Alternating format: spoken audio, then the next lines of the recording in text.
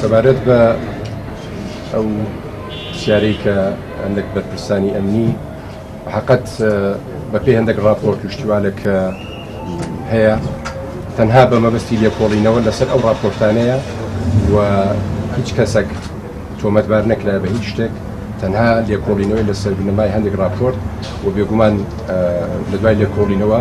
ئەگەر پێویست بە ئیجراعاتی تر بکاتن حکوومەت ئەو ئیجراعاتانەی خۆی دەکاتن.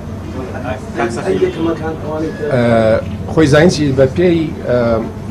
نەریتێک هەیە لە کوردستان یان هیچ قانونێک یا بڕیارێک بەو شێوە نییە کە هەموو ساڵ یەکەمەکان دابمەزرێن بەڵام بوویتە نەریتێک لە ساڵانی ڕابردوو لەو کاتێک کە مەسەلەی بودجەی زۆری و دامەزراندن هەبوو بێگومان ئەولەویە دەدرا بەوە. ئێستاش مەفروض ئەوانەی کە بالفعل ئەوانەی کە دەرچوو یەکەمن ئاوڕیان لێ بدرێتەوە بەڵام بەهۆی نەبوونی لە چند ساڵی ڕابردوو بەهۆی نەبوونی یاسای بودجە نەکرایە تەزیقی میلاکات بکرێ. هیوادارین کە ئێستا بارودۆخی هەرێمی کوردستان بەرەو باشی دەچێتن لە ڕووی ئابووریەوە و لە حکوومەتی داهاتوو پەرلەمانی داهاتوو پرۆژە یاسای بودجە ئامادە بکرێ و بچێتە پەرلەمان هەم لە بۆ تەزیقکردنی